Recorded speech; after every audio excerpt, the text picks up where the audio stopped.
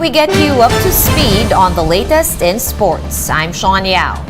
LA Lakers superstar LeBron James is now the all-time scoring leader. He shattered an almost 4-decade-old record. The history-making shot? A fadeaway jumper from the left elbow from James late in the third quarter in their game against the Oklahoma City Thunder. The Lakers, though, fell to the Thunder 133 to 130. But it's still a celebration at the NBA. James has now broken the record held by fellow Laker great Kareem Abdul-Jabbar since 1984. The King did it in 151 less games. James's family was present to witness the historic event, as was Kareem himself. Several athletes and Hollywood stars were also present, including rapper Jay-Z and boxer Floyd Mayweather. On to some volleyball action now. F2 Logistics and Cherry Tigo each racked up wins to open their respective campaigns in the PVL All-Filipino Conference. Marty Bautista tells us more. After the F2 Logistics cargo movers took the first two hard-fought sets, the PLDT high-speed hitters figured it was time to bounce back. Both teams were neck and neck in the fifth and final set. Abby Maraño broke a 14-all deadlock after rejecting Mika Reyes in the middle before Kim D connected on a back row hit that hit Reyes' arm and bounced out. F2 Logistics win this game. Final score 25-22, 25-21, 14-25, 20-25, and 16-14 in favor of the cargo movers. The match took 2.5 hours to finish, with newly added Myla Pablo making noise in her F2 debut with 21 points to lead all scorers. D added 17, while Maraño finished with 11 markers for the cargo movers. Gracefully. Paad was rejected, but it is outside. The next game was a stark contrast to the first match, with the Cherry Tigo crossover sweeping the Signal HD Spikers to open their campaign in the new conference. Both teams were battling hard in the extended opening set. Tied at 25-all, Cesarina Grace Carandang's quick thinking and a signal error allowed for Cherry Tigo to take the first frame. Land cleanly and easily done. Delivered by Carandang.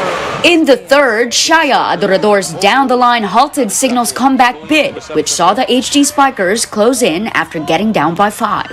Yes, open spot, and we arrive at match point.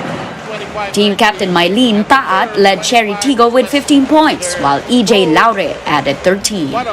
The PVL All-Filipino action continues on Thursday at the Phil Oil Center in San Juan. First game is between Signal and the Creamline Cool Smashers at 4 p.m., followed by the Petrogas Angels versus the Choco Mucho Flying Titans at 6:30 p.m. Catch the games on One Sports and One Sports Plus. For News 5, Marty Bautista, we are One News. Filipina tennis star Alex Ayala is still not sure if she can represent the Philippines in the upcoming Southeast Asian and Asian Games. Ayala says she would love to play for the country in the events, but has yet to talk to her team if they can fit those into her tight 2023 schedule. The 17-year-old is looking to secure a spot in the French Open, with the qualifiers set for late May. The Rafa Nadal Academy scholar is also trying to compete in Wimbledon. The current world number 217 says she's not planning to play in an NCAA Division I program for college, but Ayala will still pursue her studies amid her busy schedule. More sports stories still to come after this quick break. Keep it here on One News.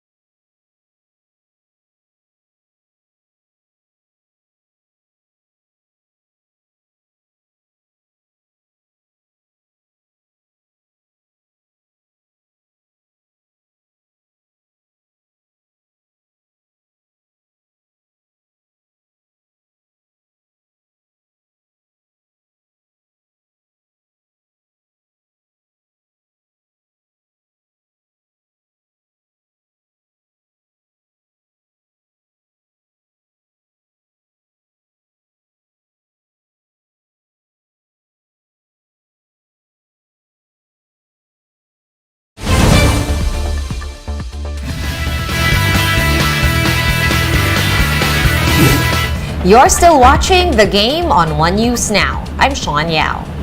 The mayor of Paris is not in favor of letting Russian athletes compete in the Olympic Games. Paris is the venue of the 2024 Olympics. Mayor Anne Hidalgo is not keen on letting the Russians play as the attacks on the Ukraine rage on. Instead, Mayor Hidalgo suggested that Russian and Belarusian athletes should compete under the refugee team established by the IOC or the International Olympic Committee. They will be treated as neutral players who are not supporting Russian President Vladimir Putin.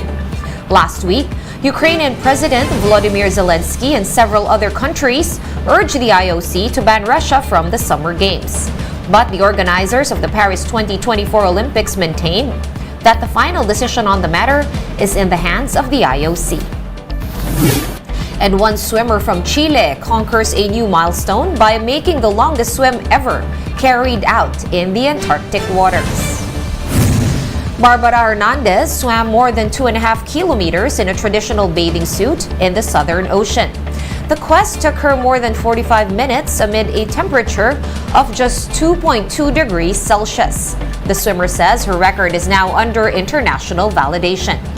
The 37-year-old, known as the Ice Mermaid, made the feat to raise awareness on the need to protect Antarctica and the Southern Ocean. Hernandez had previously broken the Guinness record by swimming 1 nautical mile in 15 minutes and 3 seconds. Back here at home, clean slates are at stake in today's PBA Governor's Cup action. In the first game, the Converge Fiber Xers are looking to win 5 in a row to start the new conference as they take on the TNT Tropang Giga. Meanwhile, TNT will go for 2 wins in a row and their 4th in 5 games. For the next game, the undefeated NLEX Road Warriors will test the mettle of their new import Wayne Selden as they take on the Barangay Ginebra Gin Kings. This is just Ginebra's second game in the Governor's Cup and is coming off a win over Rain or Shine in their conference opener. TNT and Converge are on the court as we speak, while NLEX and Ginebra face off later at 5:45 p.m. Both games will be played at the Smart Araneta Coliseum and can be viewed on One Sports and TV5. Still in the PBA, Ginebra's big man Japet Aguilar has overtaken San Miguel Beer's June Mar Fajardo as the leading vote-getter for the PBA All-Star Game. Aguilar surged from the 3rd spot with over 190,000 votes in the second return of fan votes from February 1 to 7. Fajardo slides to number 3 with more than 183,000 votes. Aguilar's Ginebra teammate Scotty Thompson stayed at the 2nd spot with 186 and 187 votes. Voting online and on game sites will be until February 15. The All-Star Weekend is slated from March 9 to 12 in Pasig City, Iloilo. For the latest in sports, visit our website at onesports.ph. The Newsday continues later at 4:30 p.m. I'll see you then. I'm Sean Yao. Thanks for watching.